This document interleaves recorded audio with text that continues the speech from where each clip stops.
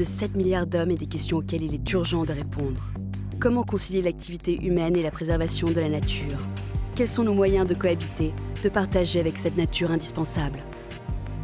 Au cours de ce voyage, nous allons interroger des scientifiques, des experts et des pionniers du monde entier qui expérimentent de nouvelles solutions. Nous partons à la rencontre de ces hommes et de ces femmes qui ont préservé l'essentiel. Des rites, des usages et un mode de vie compatible avec la nature. Nous sommes aujourd'hui au Brésil, dans les coulisses d'un organisme d'État, l'Embrapa, l'entreprise brésilienne de recherche agricole. Sa mission est de développer la recherche et l'innovation pour le développement durable. Nous partons pour le Pantanal.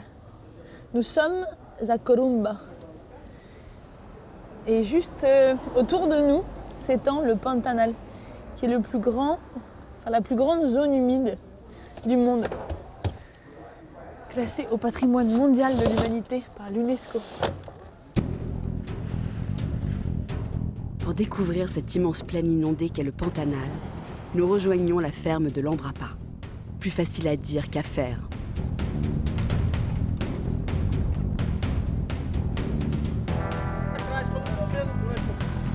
Ouais, ils vont le tirer, je pense. 160 km de piste pour nous rendre dans la ferme expérimentale de Númirim, soit presque 6 heures de route. J'ai l'impression d'aller au bout du monde. Le trajet se fait toujours à plusieurs véhicules, et je comprends vite pourquoi. J'ai un petit éventail. Ça, c'est un fourmilier géant. Ils appellent ça un tamanoir. Enfin, je crois même qu'on peut le dire en français, tamanoir. Ça a un odorat incroyable. Ça a des poils très longs, là, ça est assez dur, ça le protège lui aussi, hein. C'est le goûter du jaguar. C'est des animaux qui n'ont pas de dents. C'est très intéressant. Et donc, ils mangent des fourmis.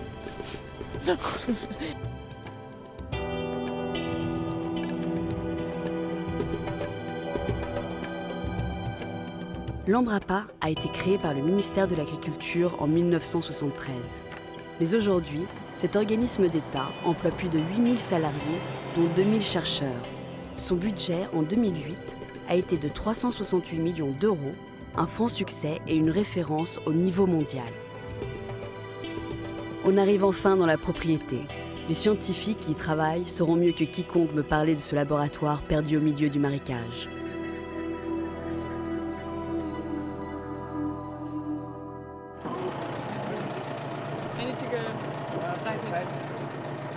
Mon nouvel ami, avec qui j'ai eu une longue conversation depuis l'aube, ne veut plus me lâcher. Il me faut pourtant partir sans lui à la découverte de ce lieu unique. Je me rends compte que les chercheurs de l'Embrapa ont beaucoup de chance. La biodiversité qui les entoure est extrêmement riche. Il leur suffit de faire quelques kilomètres autour du centre de recherche pour trouver de quoi nourrir leur passion. Je voulais vivement rencontrer une femme extraordinaire, Zilka. Cette biologiste spécialiste des reptiles travaille depuis une vingtaine d'années sur la population des caïmans du Pantanal. Fait incroyable, elle a su anticiper la diminution des effectifs de caïmans et les protéger avant qu'il ne soit trop tard. On va essayer de s'approcher un peu. Il y a quelques restes de caïmans, petit cimetière quand même. Une vertèbre. Un morceau de mâchoire. Il n'y a pas que les caïmans qui croquent. Il y a aussi les caïmans qui se font croquer. Les caïmans, c'est pas très gros. Là, regardez, on a un joli groupe. Ce sont des petits crocodiles. Ils font 2-3 mètres de longueur maximum, encore pour les gros. Donc c'est pas des... Ils sont pas dangereux pour nous, ce qui explique qu'on vient de faire les malins aussi près. Par contre, comme ils sont pas très très gros, à l'âge adulte, ils peuvent se faire croquer par les jaguars, par les anacondas.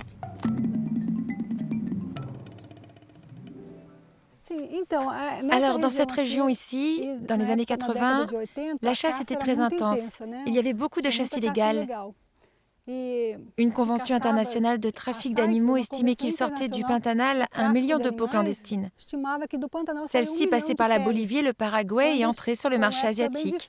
C'était une époque très difficile. Mais à partir des années 90, le commerce de peaux a pris fin. La demande a chuté et le commerce s'est arrêté.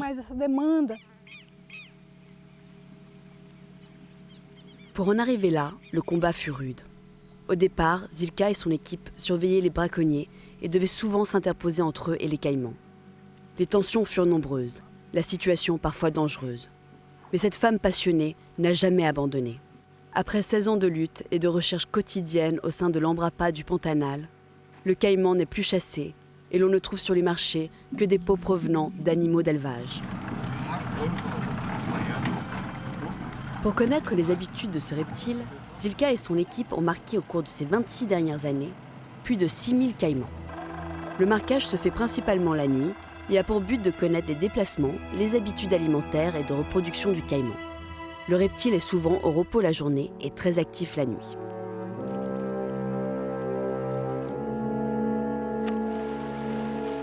Cela paraît incroyablement facile d'attraper un caïman. Un lasso placé au bout d'un bâton, un peu de courage, une paire de bottes et le tour est joué. Je me rends compte en voyant revenir ce reptile ligoter mes patients, s'agrippant vainement au sol boueux, comment il fut facile jadis pour les contrebandiers de chasser cet animal. On met du scotch sur les yeux parce que chez tous les animaux sauvages, le fait de ne pas voir trop ce qui se passe autour d'eux, ça limite un phénomène qu'on appelle le stress de capture. Une fois immobilisée, Zilka prend des mesures biométriques sur le caïman. Elle définit son sexe, le marque et le relâche au plus vite afin de limiter son stress. La vision de ce reptile serein, regagnant les siens, est la dernière image que je garde de cette soirée. Le travail de Zilka et ses amis sur les caïmans du Pantanal m'a beaucoup touchée. Ces chercheurs ont donné une bonne partie de leur existence pour que l'équilibre entre ces animaux peu populaires et nous ne soit pas rompu. Après un court repos, je pars rejoindre un autre groupe de scientifiques. Mon confrère, le docteur Zuko et son équipe. Ils nous entraînent à la découverte d'un petit mammifère. On va aller lever des pièges où se sont fait capturer des lobinhos. C'est des petits renards du Pantanal. Ils sont capturés depuis 4 jours, mais ils ont déjà eu le temps de les nourrir plusieurs fois.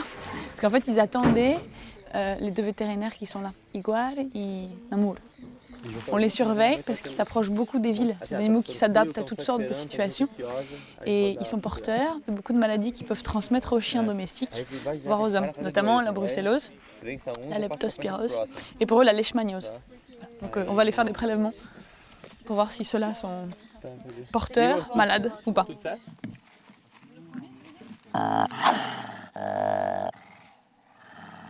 C'est un des petits, ce qu'ils appellent les petits loups, c'est un renard en fait, du Pantanal. C'est bien le lobinho, c'est le petit renard mangeur de crabe, crab eating fox. Je vais lui mettre un coup de sarbacane dans le derrière, je pense.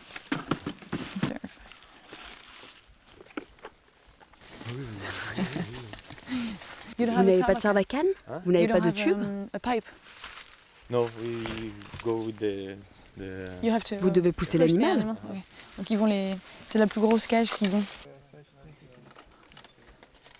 Cette cage-là est un peu grande.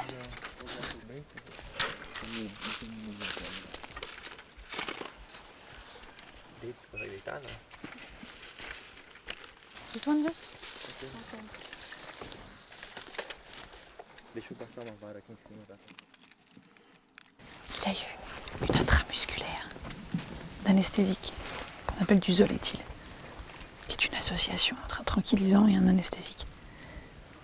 Celui-là est déjà marqué, il a une petite marque bleue là à l'oreille, et son collier c'est bien un collier radio et GPS. L'avantage du collier radio, c'est qu'en se promenant avec l'antenne, on peut avoir pratiquement en temps réel la position, une triangulation de la position de l'animal. Les données GPS, selon les instruments, on ne les a pas en temps réel. Ça passe par un centre spatial, par des sons, et on récupère les données que... Voilà.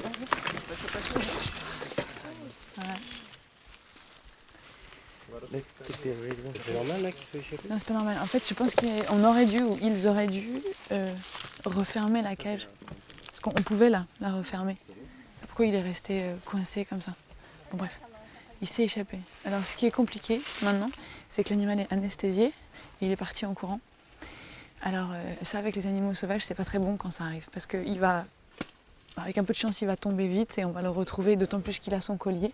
Mais il est groggy, il est en train de cavaler, il va tomber dans un trou, se faire bouffer par un autre, c'est peut-être, enfin se blesser. Là, il peut se blesser, mais bon. Ils ont son collier, donc on doit pouvoir le retrouver facilement.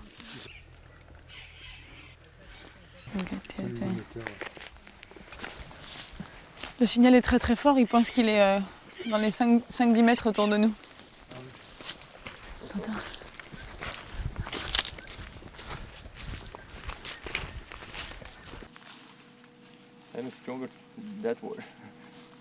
Je pense qu'il vaut mieux, il vaudrait mieux laisser l'animal tranquille là. Et puis attendre.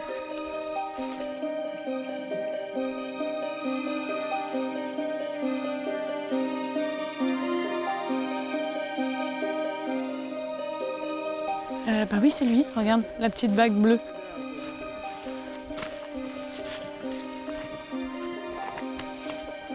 El Fugitivo, c'est celui-là.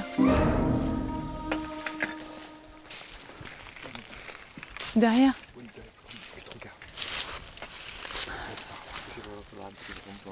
Ça, là. Regarde les muqueuses, les dents. Ça permet aussi parfois de les reconnaître. Tu vois, il a un croc cassé là. Il a un petit peu de tarte, mais c'est raisonnable. Il a perdu quelques incisives. Ses crocs sont abîmés. Plus tard, je vous montrerai les résultats. Il y a une prise de sang qui a été faite. C'est pour faire des analyses ou sérologiques ou virologiques. Bref, en fonction de ce qu'on cherche, ils remplissent le plus de tubes possible. Ils peuvent être congelés, donc on pourra plus tard revenir sur certaines analyses. Là, il a désinfecté l'oreille un petit peu, il va planter une aiguille et prélever une goutte de sang qui va étaler sur une lame. Il y a pas mal de parasites sanguins dans les régions tropicales et on arrive mieux à comme les globules rouges sont déformés, en général on les trouve mieux dans les tout petits vaisseaux sanguins, notamment au bout des oreilles. Le temps qu'il se réveille, c'est pour qu'il ne soit pas trop vulnérable. Le temps que... Est-ce qu'il doit rester dans la cage? C'est mieux pour lui qu'il reste dans la cage pour ne pas qu'il... Pour ne pas qu'il soit mangé par quelqu'un d'autre. Oui.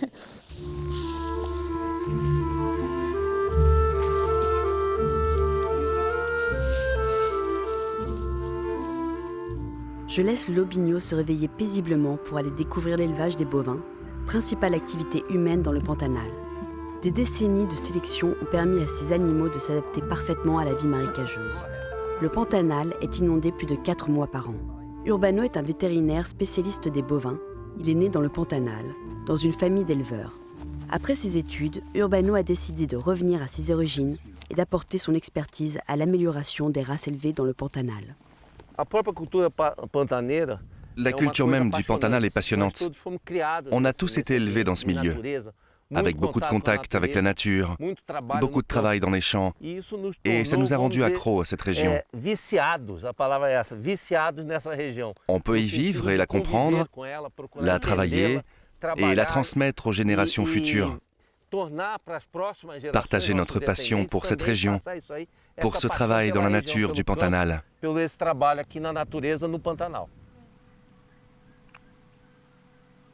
Mon grand-père était vétérinaire, mon oncle est vétérinaire, j'ai plusieurs cousins vétérinaires. Mais alors, où as-tu étudié? Moi, j'ai étudié à Rio de Janeiro. Parce que quand j'étais étudiant, il n'y avait pas beaucoup de vétérinaires au Mato Grosso. Ces races de bovins et d'équidés viennent des colonisateurs espagnols et portugais qui ont occupé toute cette région centrale de l'Amérique du Sud. Ce sont des petits animaux. Ils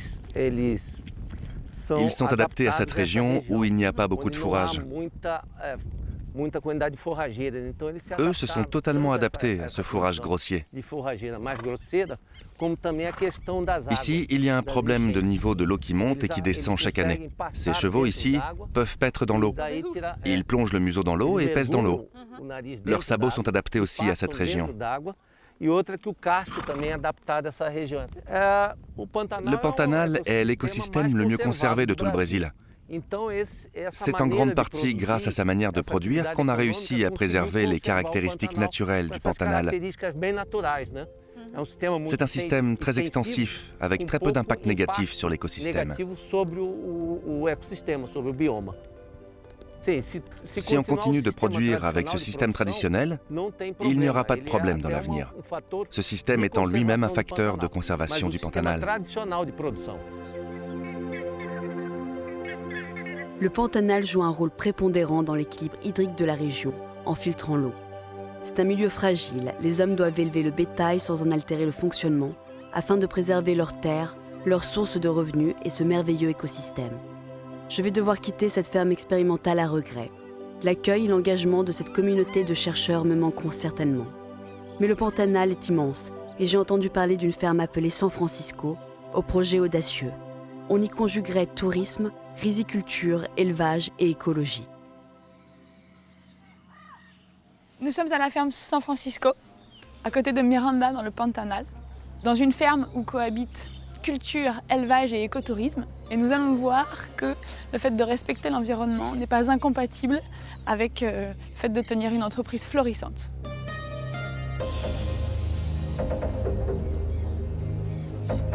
La famille Coelho a fait naître ici un nouvel équilibre écologique.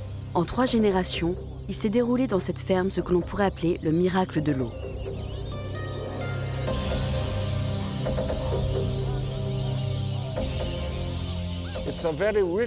C'est un environnement très riche, créé par le système d'irrigation.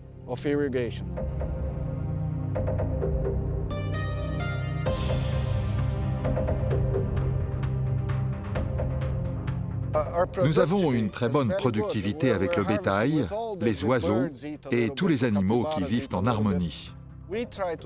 Nous essayons de développer un système d'agriculture qui soit respectueux de la nature.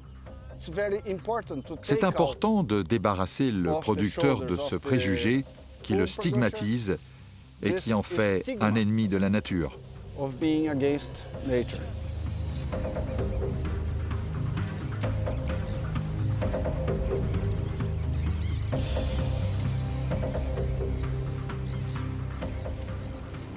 Trois générations d'hommes se sont succédés à la gestion de cette ferme. Et le grand-père voulait aller plus loin que l'élevage traditionnel du Pantanal. Il a décidé à ce moment-là de se renseigner sur ce qu'il pouvait cultiver. Et comme en Camargue, en fait, il s'est révélé que c'est le riz qu'il a choisi. Il a donc fait construire 400 km de canaux d'irrigation pour pouvoir inonder ces rizières. Cette eau, il faut bien la trouver, elle vient du fleuve Miranda. Et aujourd'hui, 4000 hectares sont cultivés. Ça représente à peu près 10% de l'eau du fleuve qui sont détournées dans cette ferme. Alors on pourrait penser que, écologiquement parlant, c'est pas l'idéal.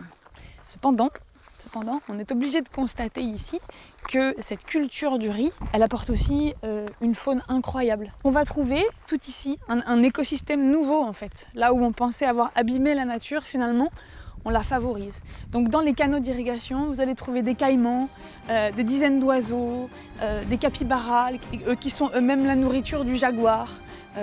Et dans la ferme, on semble respecter un petit peu cet écosystème. Il y a des corridors, des haies qui sont maintenus de façon à ce que l'équilibre de ce nouvel écosystème puisse être maintenu.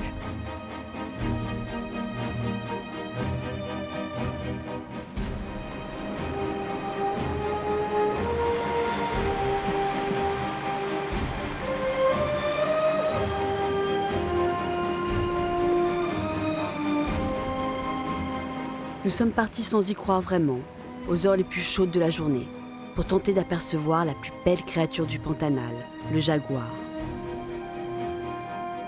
Cette femelle était là, prenant le frais sur les bords de la rivière, une chance inouïe, d'autant plus que son petit de 2 ans, a rejoint sa mère peu de temps après.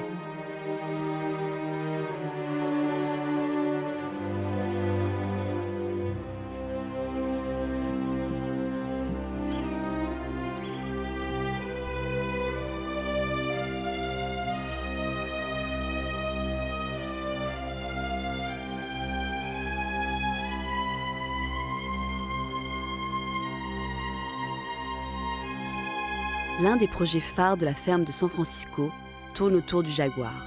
Enrique, diplômé en biologie, travaille depuis 9 ans sur cet animal et la cohabitation possible de ce terrible prédateur avec les fermiers du Pantanal. Nous sommes à environ 40 mètres de la forêt. Donc c'est quelque chose que notre recherche a rendu visible réellement. Si la distance par rapport à la forêt est inférieure à 200 mètres, les chances que les attaques se produisent sont très élevées. Si vous augmentez la distance entre vos troupeaux et la forêt, alors les chances d'attaque faiblissent. On a eu quelques attaques sur le ranch, mais quand ça arrive, c'est toujours dans ce genre d'endroit. Les cow-boys sont arrivés ici il y a 2 jours dans la matinée. Ils ont senti l'odeur et ils se sont approchés avec le cheval. Le cheval a commencé à sentir l'odeur et il a voulu faire demi-tour parce qu'il savait qu'il y avait quelque chose qui n'allait pas. Alors ils l'ont trouvé et l'animal était en train de saigner. On m'a prévenu par radio et je suis arrivé ici. Et puis nous avons commencé à suivre l'évolution de la carcasse. Vous pouvez m'aider là? Oui, bien sûr. Je tiens la caméra. Juste tenez-la. Voilà, c'est très simple à installer et à utiliser. Tout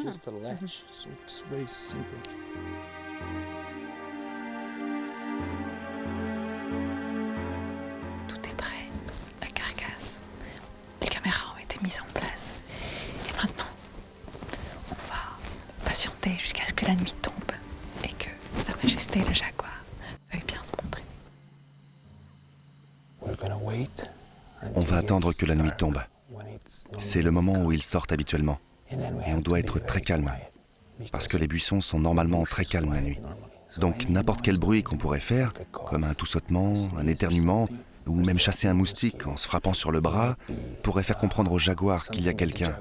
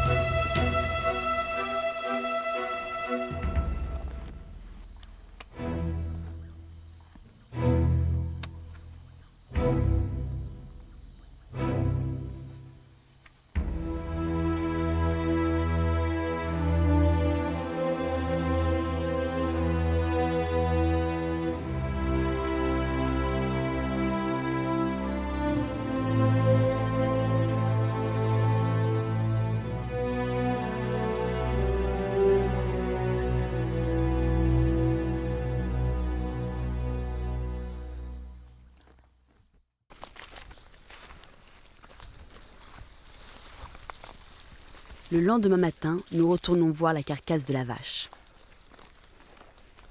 Tu vois là-bas?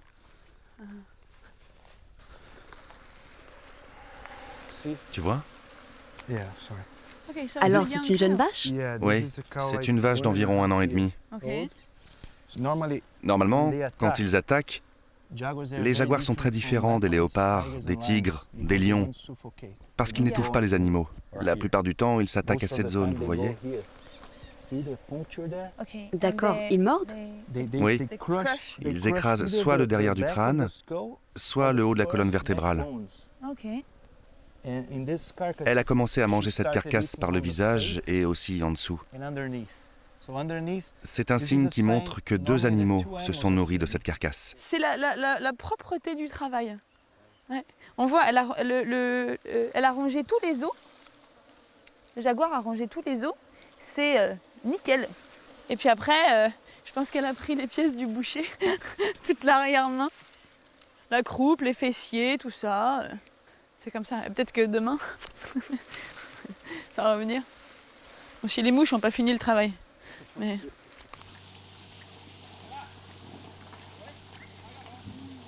Un peu plus loin, je découvre un sous-bois dans lequel le troupeau des Coelho se faisait constamment attaquer par les jaguars. On y trouve, pour les recherches d'Enrique, des animaux peu habituels dans la région, des buffles. Rustiques, téméraires, bien armés, ils sont élevés afin de constituer une barrière animale, un moyen de défense naturel entre les jaguars et les bovins d'élevage.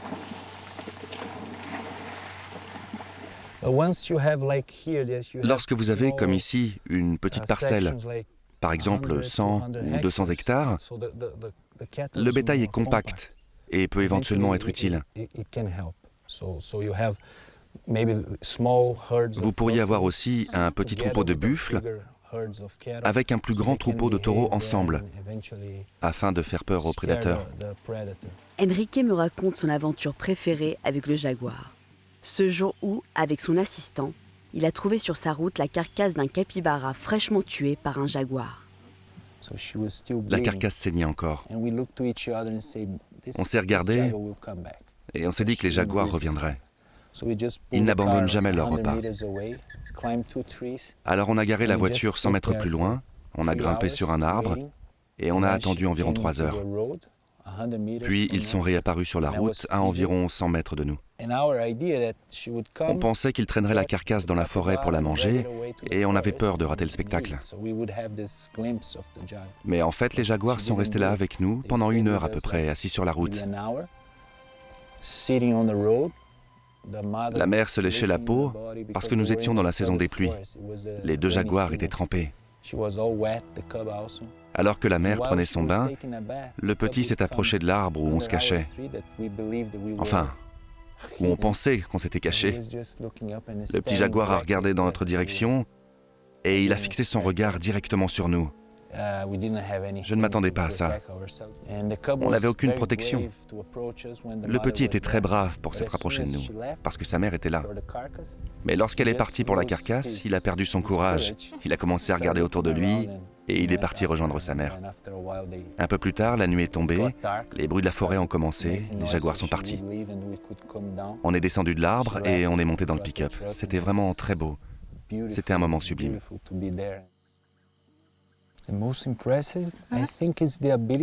La chose la plus impressionnante, c'est leur capacité à se cacher. Tu peux être près d'eux, mais tu ne les vois pas du tout. C'est un peu comme traquer un fantôme. Tu viens ici en plein air, tu installes ta caméra et tu ne vois strictement rien. Puis tu t'en vas et 2 minutes après, un jaguar est capturé sur ton image. Le voyage continue. Je décide d'aller un peu plus loin, vers une autre rivière, un autre miracle du Pantanal qui attire beaucoup de touristes. On est à Bonito, au bord du Rio da Plata. Et c'est un écosystème magnifique et comme les températures s'y prêtent, je propose qu'on découvre cet écosystème en le descendant à la nage. Trop malin.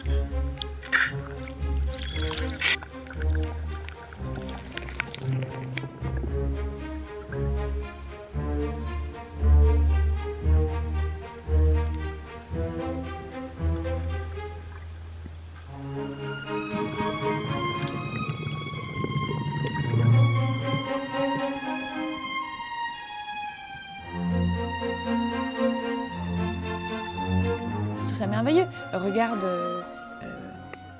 quand, je sais pas moi, t'es sur une plage à la Martinique, tu crois qu'à chaque fois que quelqu'un a décidé de faire un peu de snorkeling, y a un type qui vient le voir, qui dit « je te préviens, si tu poses tes pieds, tu les mets que sur les rochers, tu mets pas les pieds sur les coraux, tu ne pagaies pas, tu ne mets pas de palme ».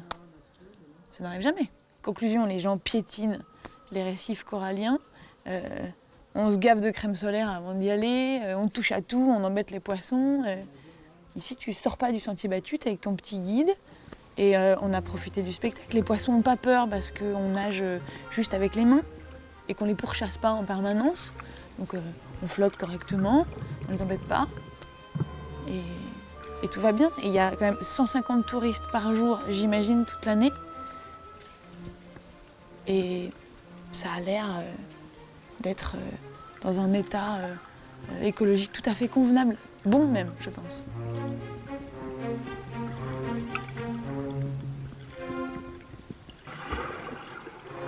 De l'anaconda, je suis passée en le saluant poliment. Je salue poliment et je passe. Il a décidé de ne pas me bouffer, on est tombé d'accord et je suis partie. Je pense que c'est très bien comme ça. Je l'ai vu quelques secondes et j'ai profité du courant pour m'éclipser. C'est bien comme ça.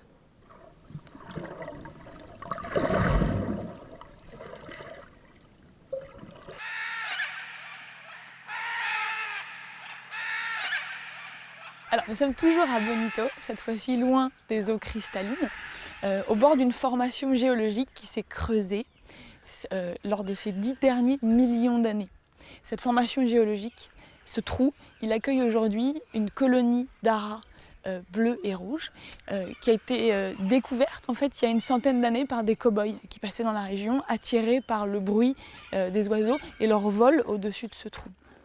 Aujourd'hui, grâce à Modesto, cet endroit est devenu un sanctuaire pour ces aras et il va nous raconter comment cette aventure a commencé. Je l'ai acheté en 1986. J'ai toujours habité à la ferme. Je n'ai jamais habité en ville. Donc, je voulais rester près de la ville. Alors j'ai acheté ce terrain pour avoir un peu de bétail, pouvoir gagner de quoi faire vivre toute ma famille et permettre à mes fils d'étudier. Ils ne savaient pas que j'avais acheté le Boaco de Ara. Lors des mesures, l'ingénieur a dit « ça c'est à toi ». Moi je lui ai dit « non, mais tu rigoles ». Il a dit « non, ça ici c'est à toi ». Je lui ai dit « ça doit faire 1,5 hectare ». Il a dit « non, ça fait 1,5 hectare ». Mon Dieu, c'est grand. Alors, quand je suis rentré chez moi, j'ai dit à ma femme « je suis propriétaire d'un trou très grand ». Elle m'a dit « mais qu'est-ce que tu vas mettre là-dedans? Tu vas planter? Tu vas élever du bétail ?» Alors j'ai réfléchi à ce que je pouvais lui répondre et il m'est venu une idée. Je lui ai dit « cet endroit, c'est l'œuvre de Dieu et tout ce que Dieu a fait a une utilité ». Alors on a commencé à discuter avec les vieux de la Sierra et ils nous ont raconté beaucoup d'histoires très belles. Le père de cette vieille femme m'a raconté cette histoire. En 1912, ils étaient partis camper, ils ont vu beaucoup d'oiseaux, c'était une colonie d'oiseaux, et comme selon eux les aras étaient les plus beaux, ils disaient qu'ils allaient voir le trou des aras. Et ce nom a commencé à passer de bouche à oreille.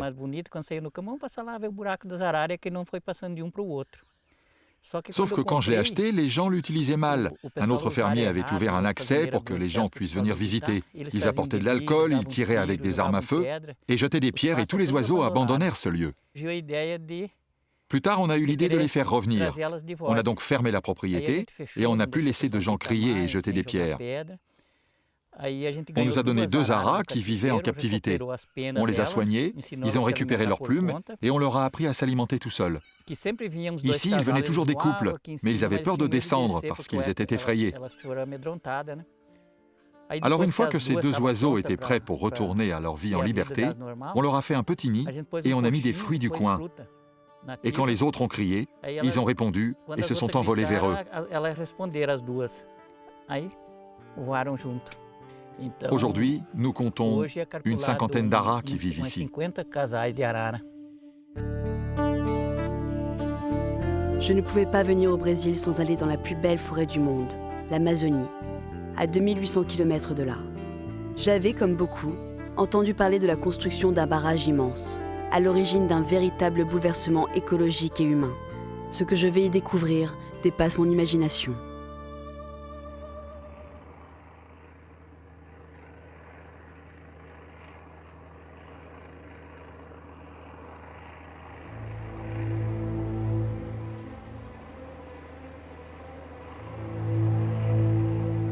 La forêt amazonienne s'étend sur 5,5 millions de kilomètres carrés, soit 50% de la surface des forêts tropicales. Elle est l'un des plus importants réservoirs de biodiversité au monde. Incroyable puits de carbone, poumon de la planète. En termes d'écologie, il s'agit d'une forêt primaire. Nous avons donc là un trésor que l'humanité devrait garder précieusement. Ici, c'est la forme du Brésil. On voit le fleuve Amazone et le fleuve Xingu. Ce qui va se passer tout simplement, c'est que la construction du barrage Belo Monte va faire que la région sera entièrement détruite. Il y aura beaucoup de déforestation et à la fin, il nous restera une zone forestière minuscule. Au centre? On risque de perdre le cœur de la forêt amazonienne à cause de cet énorme projet de développement qui est en cours sur le fleuve Xingu.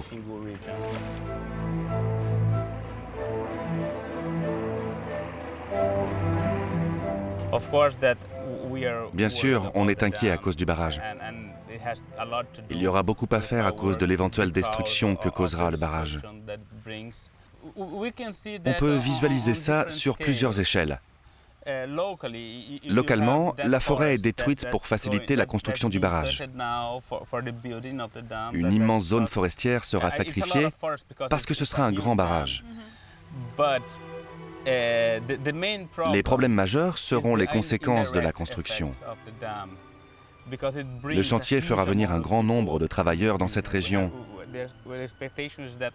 On estime qu'il y aura environ 100 000 personnes qui arriveront dans cette région d'ici quelques années.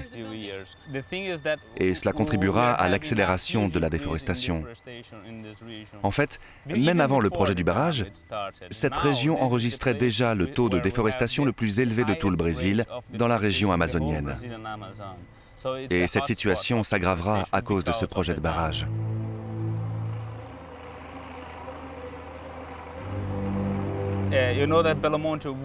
Tu sais, Belo Monte ne sera pas le seul barrage du fleuve Xingu. Le gouvernement dit qu'il n'y en aura qu'un, mais ce n'est pas vrai, parce qu'il est régulé par d'autres barrages en amont. Donc c'est le premier de plusieurs barrages. Parce que nous avons de grandes différences de précipitations. En ce moment, c'est la saison sèche, donc tu ne verras pas de pluie. La rivière est basse et il n'y a presque pas de courant, c'est comme un lac. Donc un barrage hydroélectrique à cette époque de l'année, ça ne marcherait pas du tout. On doit arrêter ça. Vous voyez tout cet équipement? Ce serait mieux d'arrêter ça. La solution serait de construire un autre barrage en amont, stocker de l'eau pendant la saison des pluies et laisser l'eau s'écouler pendant la saison sèche. Donc ce qui se passe, c'est que cette eau de barrage va affecter une grande quantité de territoire indien. Et autre chose, on va attirer beaucoup de monde dans cette région pour la construction du barrage, mais ces gens n'auront pas la garantie d'un travail permanent. Quand ils auront fini le barrage, qu'est-ce qu'ils feront? Il faudra qu'ils trouvent une solution pour vivre. Et une des solutions qui pourrait se présenter à eux serait d'envahir les terres des Indiens. Il y aura beaucoup de problèmes à cause de cette invasion des terres indiennes.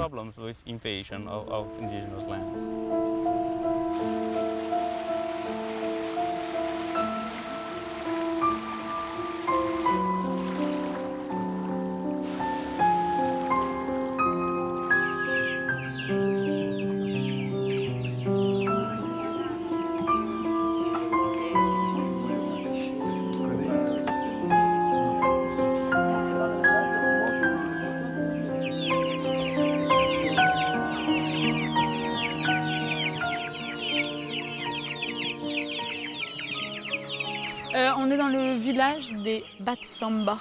Ce sont des Indiens, des natifs d'ici. Et donc toujours sur le fleuve Xingu.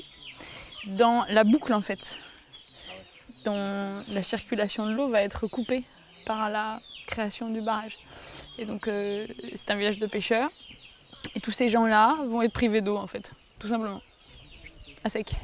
Donc ils pêchent, bon, ils chassent aussi, ils cultivent du manioc, du cacao, donc ils ne seront pas sans ressources complètement, mais en tout cas privés de la pêche, enfin de l'eau et de ses ressources halieutiques, et puis quand même d'une source d'eau, je pense, super importante. Il restera certainement un peu d'eau, mais ils n'auront plus la pêche, ça c'est certain. Quand on a envie de manger du gibier, de la viande, on va dans la forêt. Donc on tue et on laisse. Quand on en a marre de manger de la viande, on va sur le fleuve. Et là, on prend du poisson et on le mange, c'est comme ça. Il y a moins d'animaux qu'avant. Avant, il y en avait beaucoup. Avant la transamazonienne, dis donc, il y avait beaucoup de gibier. Et puis les colons sont arrivés. Ici, dans notre territoire, ce qui ne manque pas, ce sont les gens qui viennent chasser. Ils entrent par là, par la route, ils viennent et ils chassent. Personne n'est ici tous les jours pour contrôler.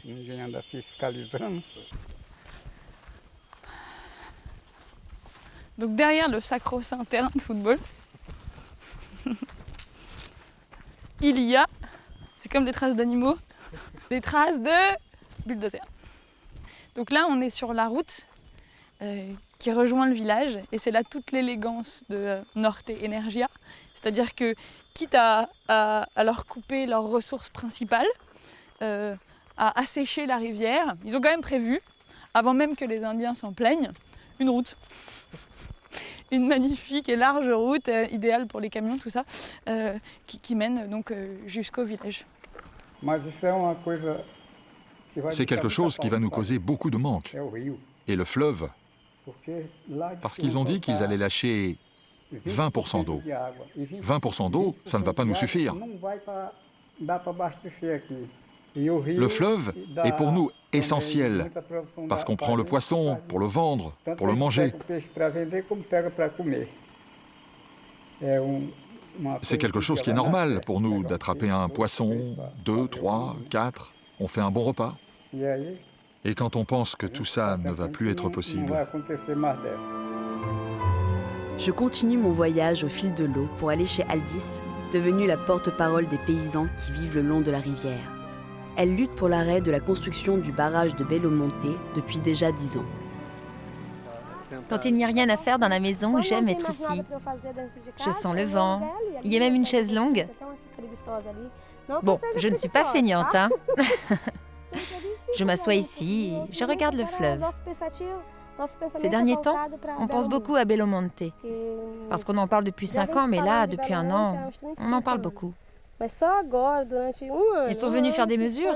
Quelque chose a beaucoup changé ici dès qu'ils ont commencé à parler d'argent. Avant, tout le monde était contre. Moi, je ne veux pas partir, mais dès qu'ils ont commencé à parler d'argent, les choses ont beaucoup changé. Il y a eu des désaccords dans les familles. On a toujours préservé notre forêt ici. On en a toujours pris soin. Elle fait partie de nos origines. On est arrivé à la 3e génération et on n'a pas encore réussi à déboiser toute la parcelle. Notre intention était de continuer en faisant attention, en plantant, tout en prenant soin de la nature. Ici, nous avons tout. On a l'açaï qu'on consomme et qu'on apporte en ville pour le vendre aussi. Les garçons font de la farine, on consomme de la farine, on la vend, ainsi que de la gomme de manioc. Enfin, du manioc. On peut tout vendre. Et en plus, s'ils veulent s'arrêter pour se reposer, s'amuser, ils le peuvent, parce qu'ils ne doivent pas pointer. Il n'y a pas d'horaire à respecter. Alors nous avons une vie très tranquille.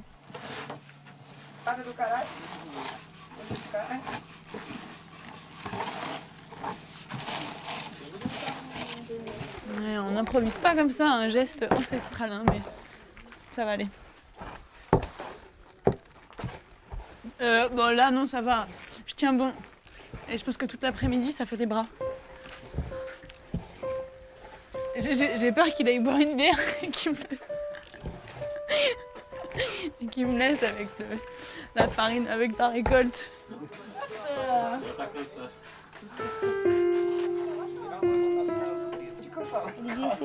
Mon père est vraiment révolté contre ce projet.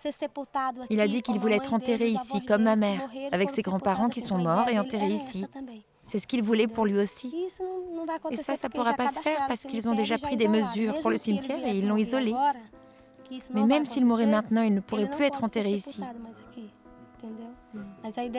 Mais ce qu'il souhaitait, c'était se décomposer ici, comme ma mère, son père, ses grands-parents. Alors il est révolté dès qu'il voit quelqu'un. Même ce bruit-là, ça le rend triste de l'entendre. Il s'assoit ici, il regarde et ça le rend triste. Il s'imaginait pouvoir rester ici, alors il m'a donné la force pour ça. Parce que c'est quelqu'un qui a lutté aussi. Mais il n'a plus l'âge, il ne peut plus voyager, il n'a pas toutes ses armes pour ça. Il ne sait pas lire, par exemple. Alors j'étais très fière de défendre sa cause. J'ai voulu lutter pour qu'il puisse rester ici. Mais après ce qu'on voit, ce ne sera plus possible.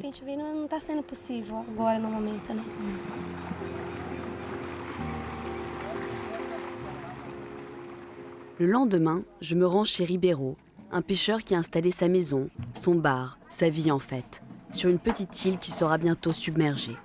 Cet endroit est le rendez-vous incontournable des habitants du bord du fleuve.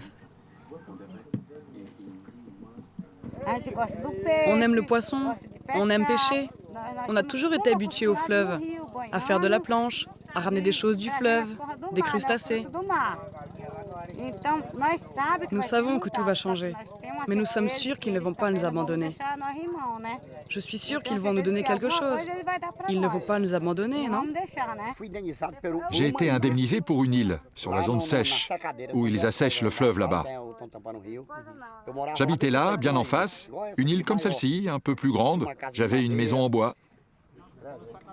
Donc, j'ai été indemnisé pour cette île. Sauf qu'après 3 ou 4 mois, je suis allé lire les documents. Et il disait que j'avais laissé tomber tous mes droits de pêche. Comme je suis semi-analphabète, vraiment, je n'ai pas lu, je ne savais pas ce que je signais. Si j'avais su que j'abandonnais mes droits de pêche, je n'aurais pas signé, bien sûr que je n'aurais pas signé ça.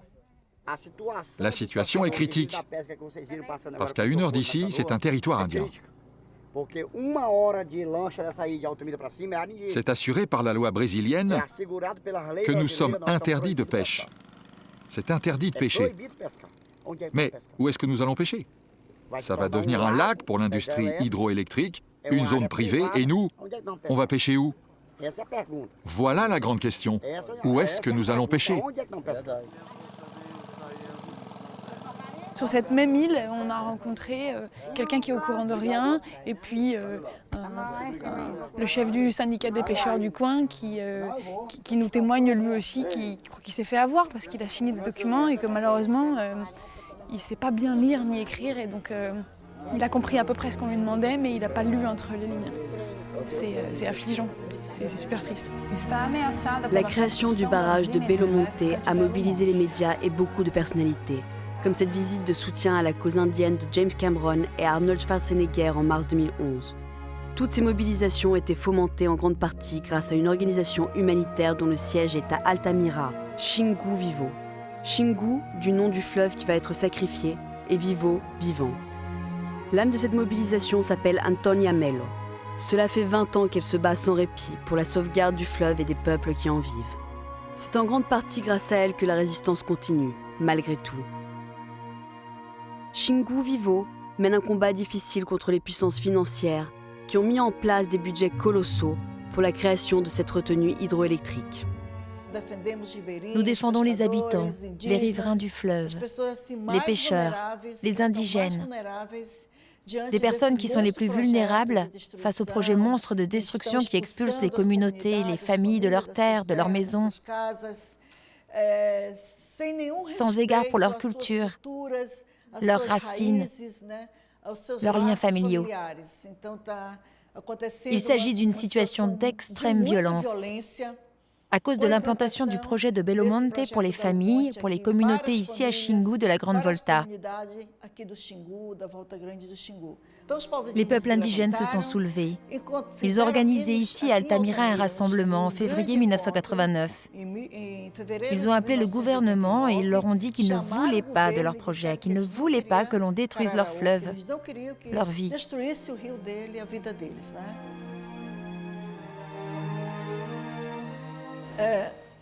Et tu vois, c'est comme des veines.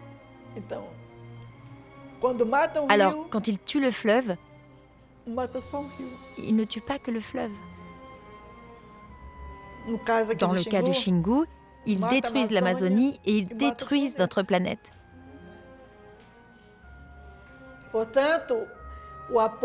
C'est pourquoi la lutte, le soutien, cette lutte environnementale de défense, c'est un engagement de tous les citoyens et les citoyennes de cette planète.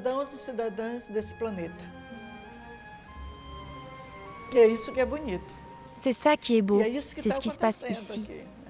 Il y a beaucoup de gens dans le monde qui assument personnellement cette responsabilité de défense de la planète, de l'environnement, des eaux et des peuples.